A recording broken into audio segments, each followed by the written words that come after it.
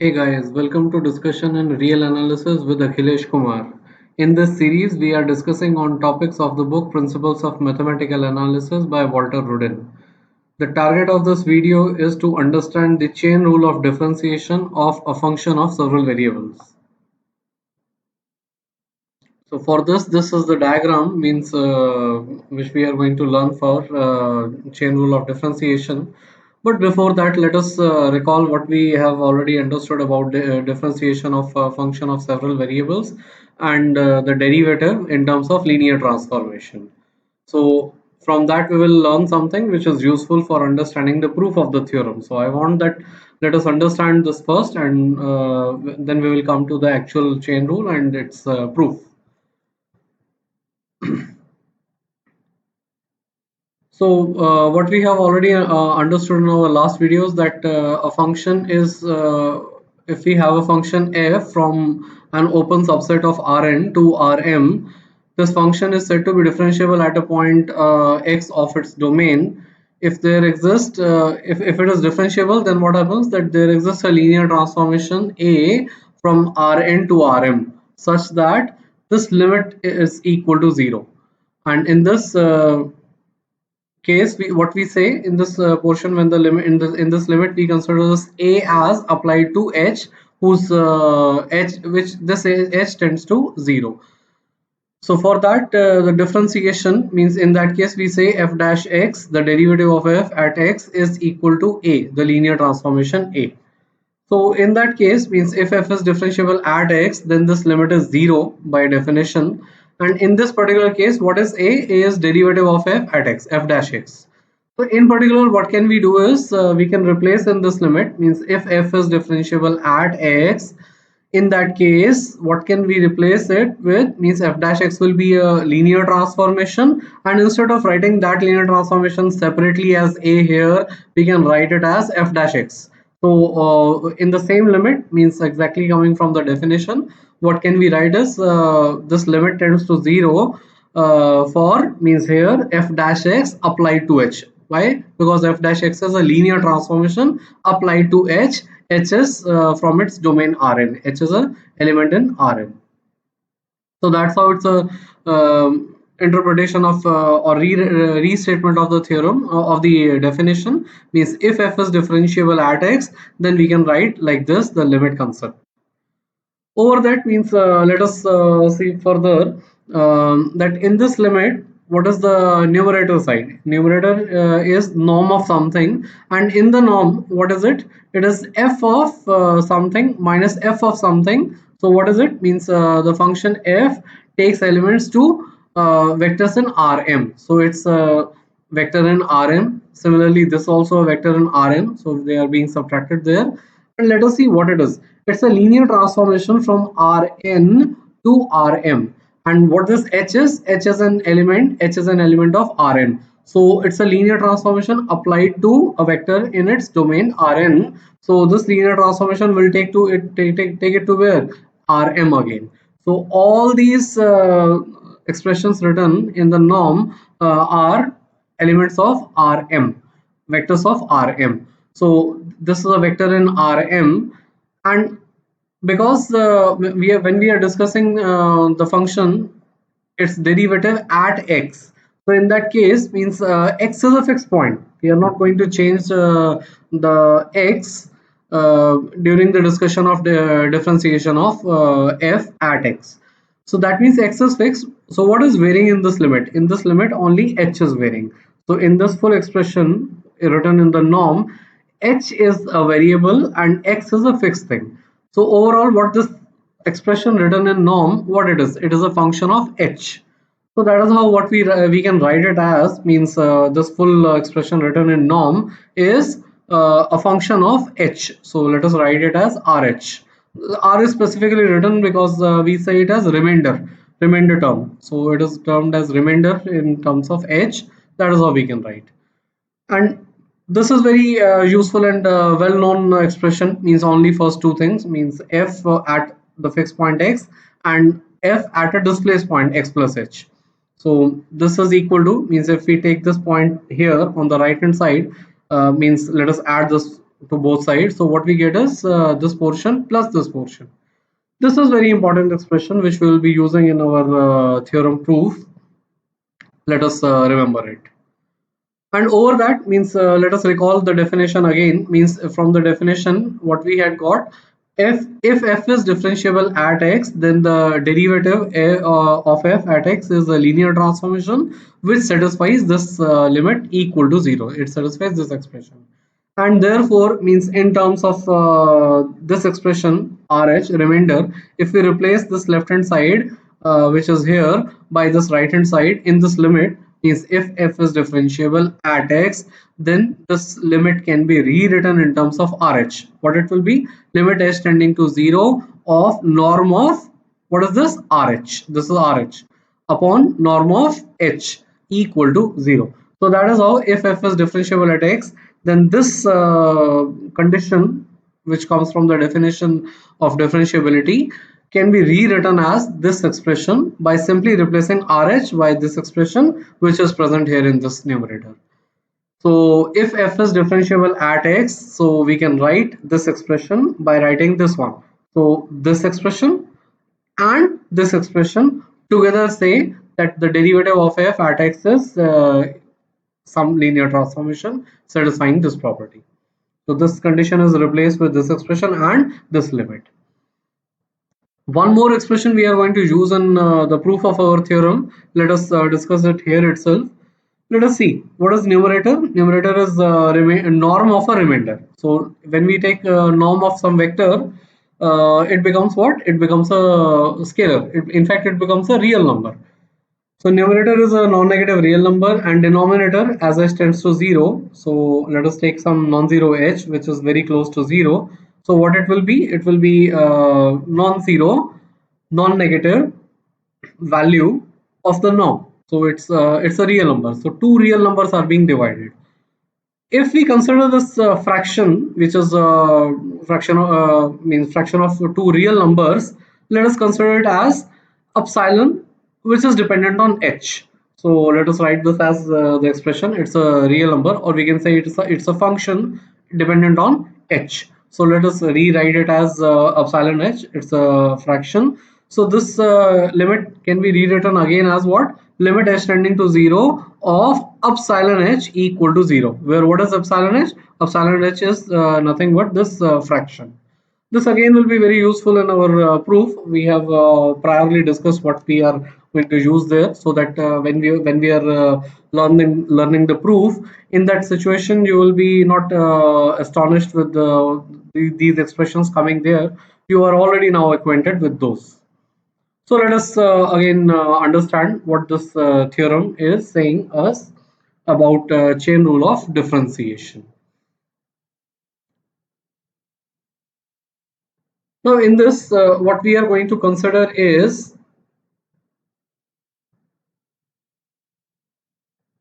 we are going to consider one function defined on an open set E in Rn, and its codomain is Rm. So we are taking a function f, as we have already considered this in a function f from E to Rm. We have already discussed like this. So let us consider this.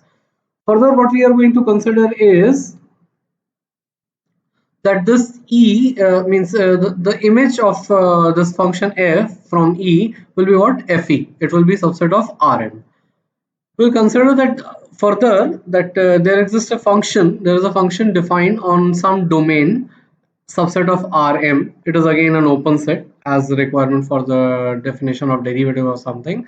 So let us consider this function g in a which is defined on a domain as subset of Rm and taken further to some space Rk. So for G the codomain space is Rk. But what speciality we are going to consider here is that this domain of the function G will be superset of the image set, means the range of the function f. So all fe means set of all image points of function f will be contained in the domain of G. This special condition we are considering just for the reason that whenever we are going to compose these two functions G, O, F, So means we can define for every the image point fx, on every fx image point we can define the g function. So g applied to fx should be defined because fx will be inside the domain. So that is what the reason is for defining this function. That is what we are going to consider. And now we are going to learn that if f and g both are differentiable functions, in particular what we will consider, that let us consider f to be differentiable at a particular point x naught.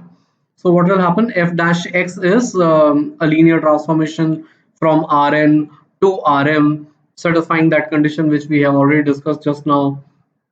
So that limit condition will come up.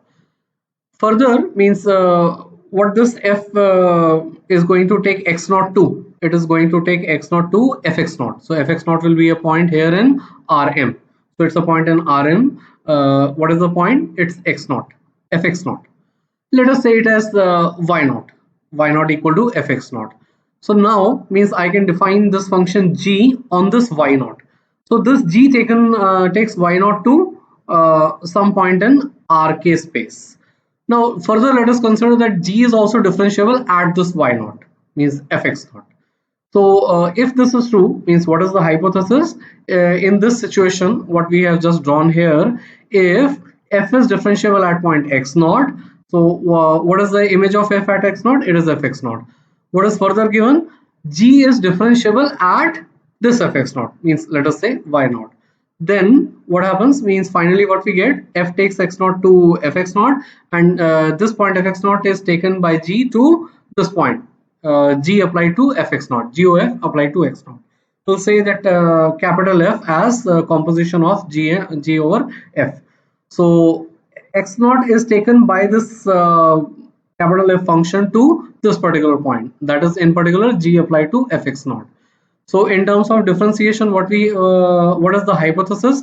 If f is differentiable at x naught and g is differentiable at fx naught, in that case this composite function f is differentiable at x naught.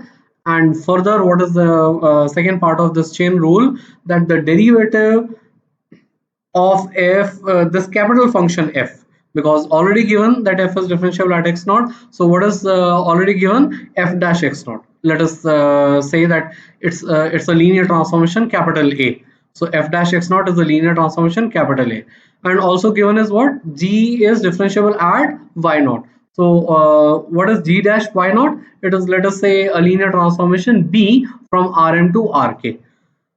What we are going to prove further in chain rule is that this capital F function is differentiable at x naught, and the derivative of this function capital F at x naught, means f capital F dash at x naught, is nothing but a linear transformation from Rn to Rk.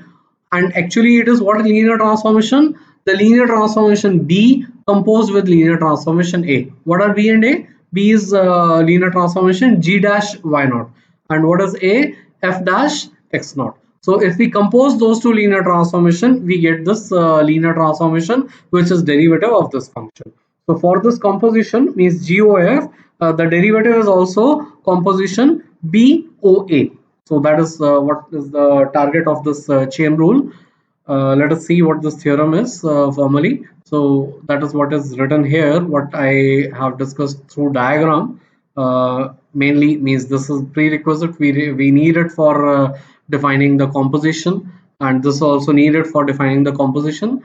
So what are the special two things? What are the main requirements for hypothesis of chain rule? First is that f is differentiable at x naught, and second is g is differentiable at fx naught, means let us say y naught.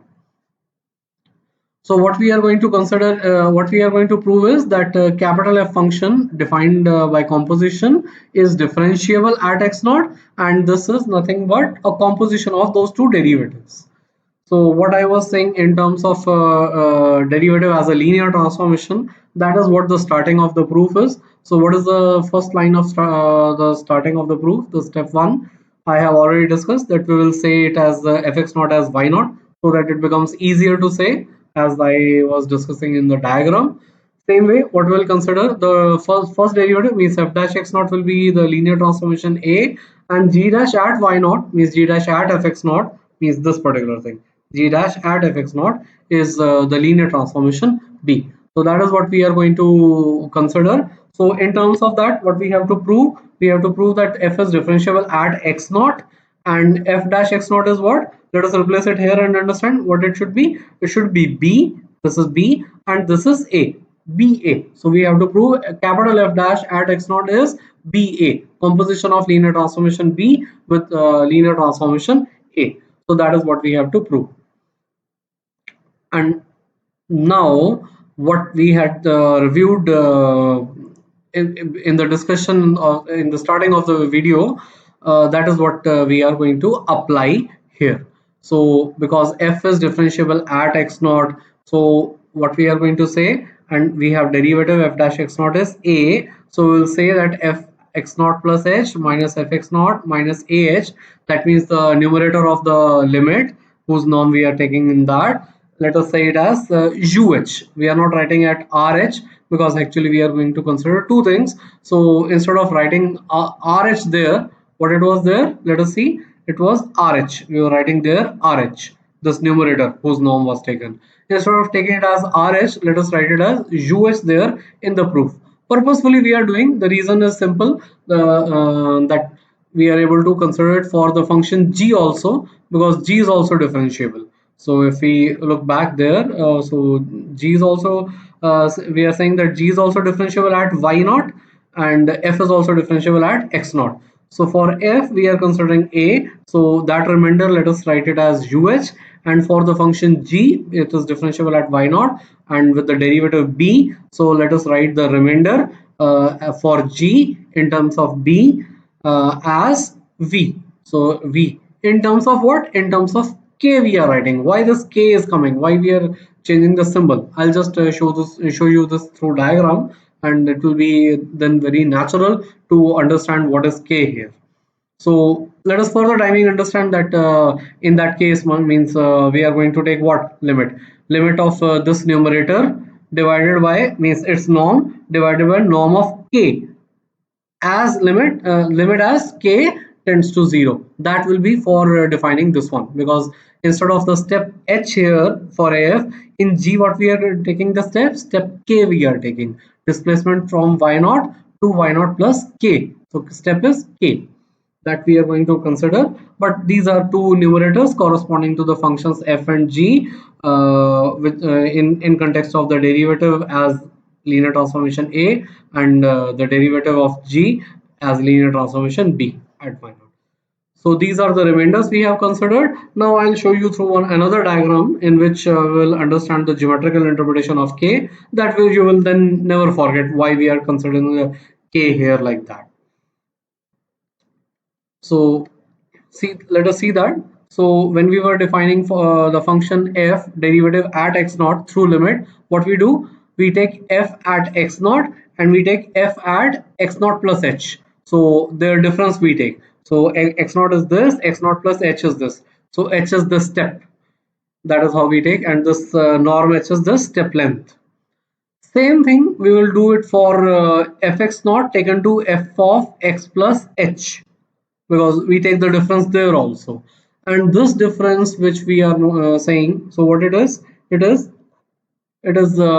f x naught, that means y naught, and y naught is taken to some other point which in particular is fx plus h. So this is some other point. If this is y naught, so y naught with one more step. Now this step is step h, and this step may be some other step in rm, so let us write it as step k. So in y naught, this is original point y naught. In that, if we take a step k, we will reach where? Y naught plus k. Because in Rn, what we did? X naught plus step h. So it is x naught plus h. So this will be what? This will be y naught plus step k. So this point will be what? It will be y naught plus k. So what is this full? F of x naught plus h is y naught plus k.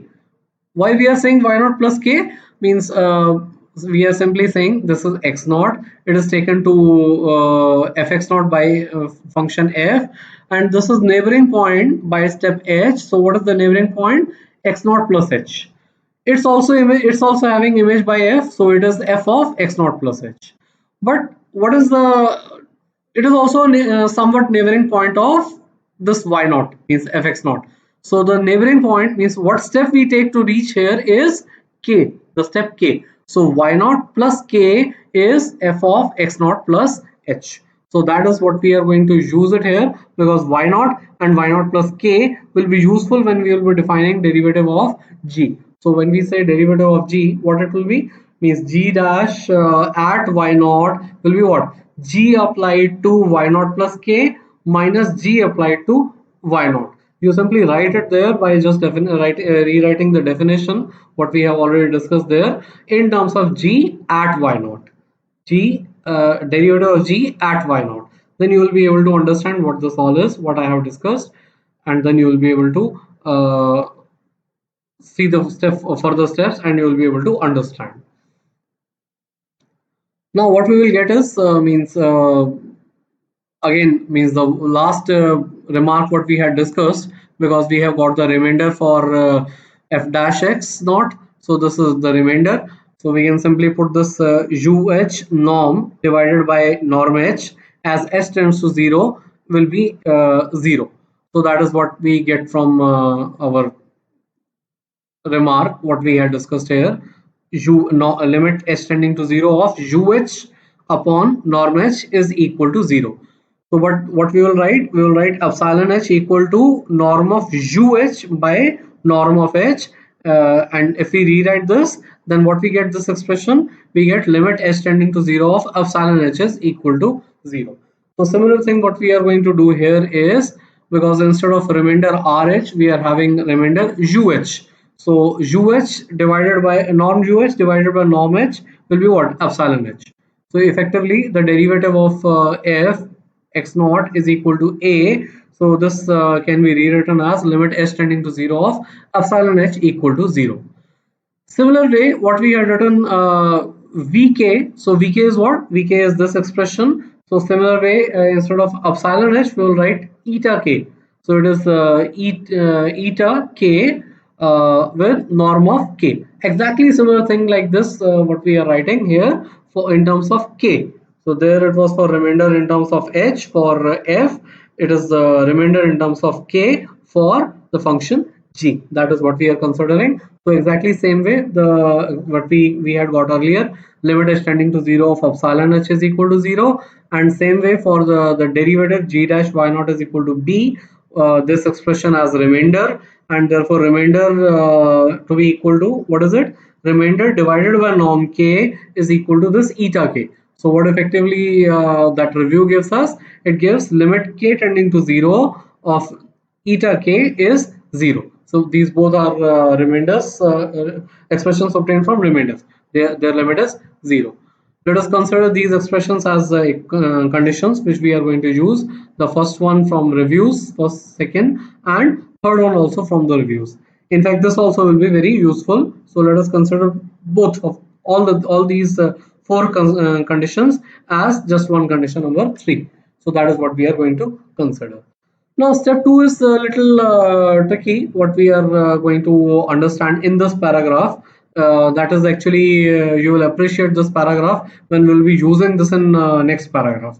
So it's coming from blue, but you will understand by practicing that why we are writing like this, and we will use it in next step. That I have already told you that if we put k, so what is k? It's a step length of y naught and the neighboring point. Means we had seen that diagram. So what is k? The step length is given by the neighboring point f of x plus h and the original point fx naught. So that is how we have got h. We have got k. Exactly the same way we had got h. So from x naught to x naught plus h. So from this point to this point, the step length is k. So what is k? K is this point minus this point. So that is how we are considering k. This comes out through the geometry, what we have seen through our diagram. And let us remember, we will be using it very quickly and immediately exactly what we are going to use. What is k? K is this expression. And in our previous condition number 1, this is expression is here itself. So if we replace this expression there, what we get? UH is equal to k minus, because this is k minus AH. So what is k? Let us take it there on the left hand side. So this k is equal to AH plus UH. So that is what k is equal to AH plus UH, and let us put the norm on both sides. And now what we have, norm of k is equal to norm of something plus something. Let us apply the triangular inequality of norm. It's the last exam of the definition of norm. What we are going to get, norm of this plus norm of this. It is less, this full norm is less than equal to norm of this expression plus norm of this expression. And that is what exactly written by something further. What is UH? UH is equal to epsilon h into norm h. That is written here. So norm of UH means this one. Norm of UH is equal to this. And now what is this? Norm of AH. What is A? It's a linear transformation. So if you can refer from my previous videos, that for a linear transformation A, we can write this expression, norm of AH is less than equal to norm A into norm H. That is what we get from the discussion of a norm of a linear transformation. We have already discussed in our previous videos. I'll just refer the video there. I'll put the description link of the video in the description. You can click there and watch it if you want to understand this further. So norm of AH is less than equal to norm A into norm H. So that is what norm K is less than equal to this one. So we have got norm K, norm H on both sides in the expression. These are all real numbers, because this is norm, this is norm, this is a real number, as I have told. What is epsilon H? This is norm divided by norm. So it's a fraction of real numbers. So it's a real number. All these are all real numbers, non-negative real numbers we have got. And in this norm h is a common. Let us take it outside and put expression. So norm k is this one, and this is, let us put it as condition number 5. It will be useful in our next step. So that's what you have to remember is, we have to discuss about norm k using first this expression through the geometry, and taking back to the remainder expression, and then you will be able to understand why we have done this one. Now let us understand how we are going to connect all these things through our all discussion, and we'll be able to see. So let us go to our final step. What is final step? Let us go back and see what we have to do. I'll just show it through the diagram again. So what is capital F function? Finally, we have to show that capital F function is differentiable at x naught. What is its derivative? We have to show that f dash, capital F dash at x naught is nothing but its derivative is composition of these two derivatives, means BOA. So that is what means BOA is a linear transformation from Rn to Rk. So for showing that capital F dash at x naught is equal to BOA, means BA, let me simply say BA. So for that, what expression we will need for considering the limit through the definition. So we are going to consider this expression capital F applied to why, because why capital F applied to fx plus h and x naught, means because capital F applied to x naught, the derivative at that particular point x naught we are going to find out. So by the definition of derivative of capital F, what we are going to have the expression capital F at x naught and capital F at the neighboring point x naught plus h. So exactly that we are going to consider, minus this is the derivative what we want as the linear transformation decomposed with a dA. Applied to what? The step h, exactly coming from what we have discussed earlier. So what now we finally what we want is norm of this expression divided by norm of h, and then limit as h tends to 0 should be what? 0. If this comes out to be 0, this will prove that this function f at x naught is differentiable, and f dash at x naught is this linear transformation BA. That is what we are going to finally do. So we have considered the expression what we need to put the limit in. Now let us quickly see what these things are, and then we will be able to refer back and put the things in an easy manner. What is this capital F applied to x naught plus h? This is capital F means GOF. So let us put GOF. F at means what is this point? Means this we have already discussed that K is coming from this one. So if you see that means if you simply analyze y naught plus K. So what is y naught plus K? Y naught is what? Y naught is Fx naught, because if you see from the diagram, this is x naught, this is Fx naught, and we are considering this as y naught. So this is y naught, and if I take it there, y naught plus k is f at x naught plus h. So that is what we are writing, g o f at x naught plus h. So f at x naught plus h means y naught plus k. If you rewrite this expression, means g applied to f applied to x naught plus h, and use this condition, you will be able to understand. You should write it yourself and practice it, so that the practice also remains with you, and you are having good fundamental in proving the results, not just understanding by listening or reading, but you will be able to do the proof yourself also. So what is this expression going to give you? Means g of this y naught plus k minus what? What is capital F applied to x naught? Again, let us see what is capital F. It is capital F is GOF. So GOF applied to x naught. So what it will be? G remaining outside, F applied to x naught. What is it? F applied to x naught is y naught. So G y naught. Why we are writing this? The question will be coming to your mind. This is remaining the same, but why these two terms have been written like this? The answer lies in here. So this full expression, in this we have got first two terms which are already present here. So that is what exactly we are going to replace it here, because we have used the composition and the previous condition here, and now we will be able to write what remainder condition from definition of G at y naught was given. So let us write the condition from condition number 2.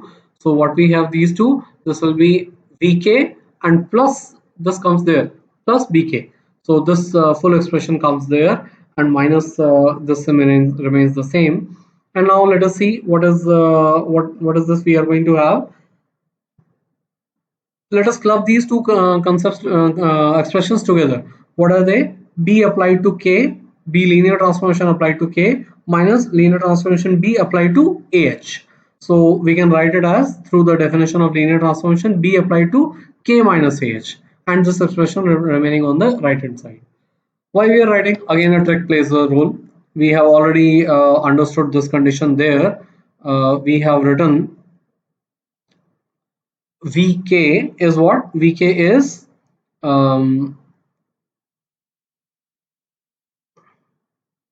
we are having K minus AH. So what is K? This is K. This K is f of x naught plus h minus fx naught. We have already discussed there by putting this one. So this is K, and therefore this becomes what? K minus AH is equal to UH. So what expression we are having here? We are having here K minus AH. So what is K minus AH? K minus, this is full K, and minus AH. This is UH. So we are able to replace here by UH. So that is how, if you are able to see that, when we earlier we may be wondering that why we are using this and this all and K we are making, but all the step number 1 and step number 2 are getting useful here. And now what we have got is B applied to UH plus VK. And now it is almost end of the proof, means because we are almost ready, because now on the left hand side we want to divide by norm h. First we will take norm of numerator and divide by norm h, and here also if we do the same, because this is all equal, so if we divide take the norm and divide by norm h, we know that norm of uh by norm of h, its limit is 0. So from that expression we know that limit is 0, and for norm of vk by k, norm k is as k tends to 0, that limit is also 0. So few manipulations to be done, and we are done with the proof. So let us put what we desire for norm of this upon norm of h. So this will be equal to what? Norm of this upon norm of h. And now in the numerator, what is this? It is a norm of the sum of two expressions. So let us apply the triangular inequality again for norm. So this will be norm of this thing plus norm of this thing, and then I have distributed the denominator with the both sum expressions. So what we have got here, we have got here norm of this upon a real number 1 upon norm h, and that is the property of norm. It's in fact the second axiom of the definition, that the scalar multiplication can go in and come out. So it's norm of that, because it's a non-negative real number, so it goes in, so it's one, it goes in the norm.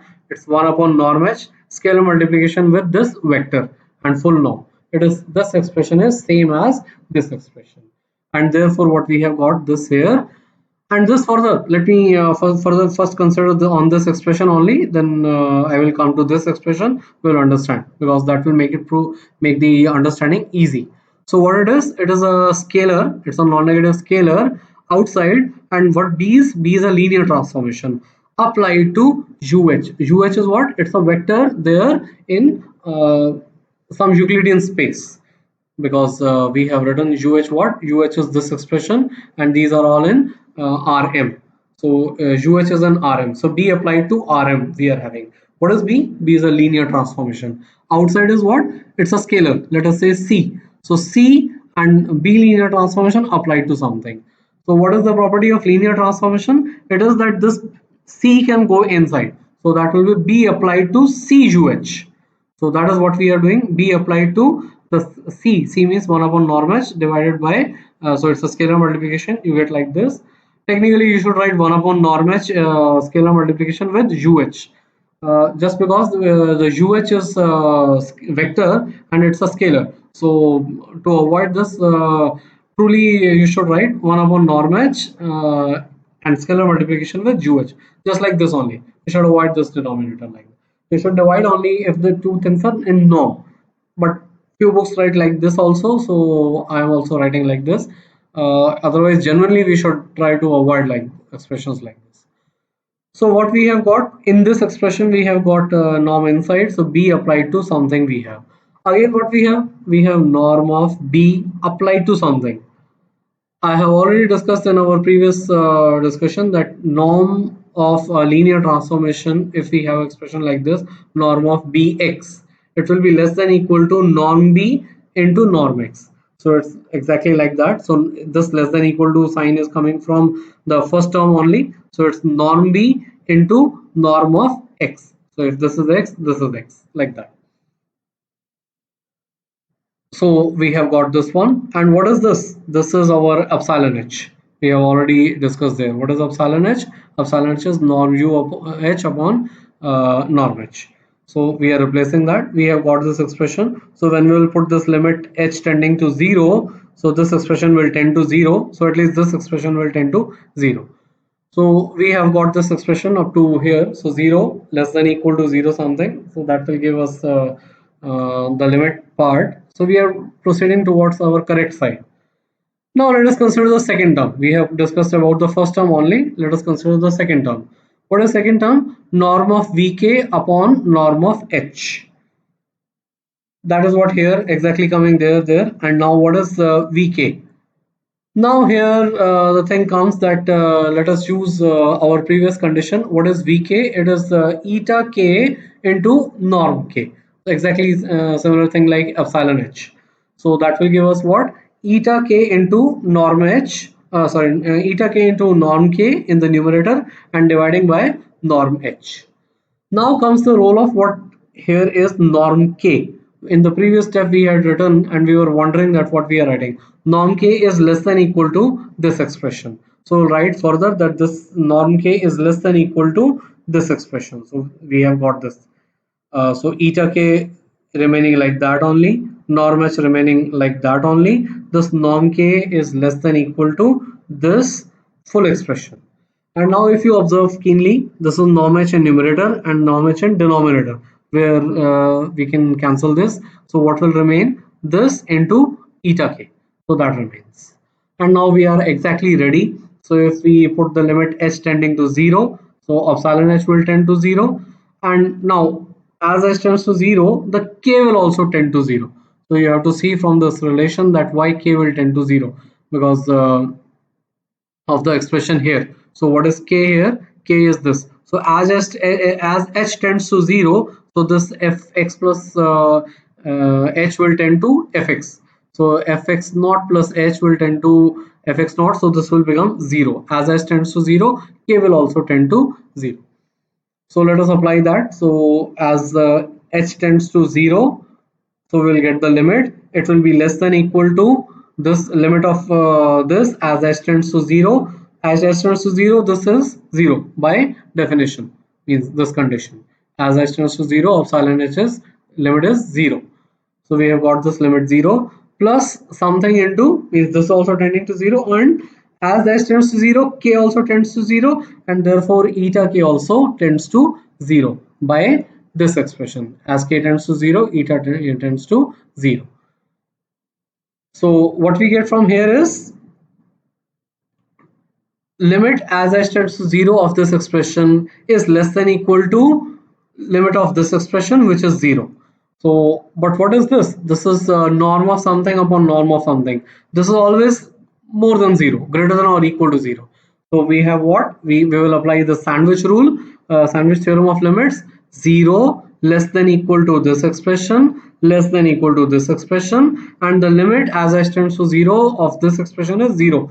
Upper expression, bigger expression, limit is 0, lower is already 0, so the middle expression limit will be 0. And that proves what? That capital F function at x naught is differentiable with the derivative ba. So that is how we will get that f dash, capital F dash at x naught is a linear transformation b composed with a. And now we will replace simply the meaning of b. It is this g dash at y naught, and what is a? It is f dash at x naught. So when we write this all, it becomes the desired expression what we wanted. So this is all what we have got. So this gives us the proof of chain rule of differentiation of composite function of functions of several variables. So that's all the about the video. That's the end of the video. So thanks for watching this video. God bless you all.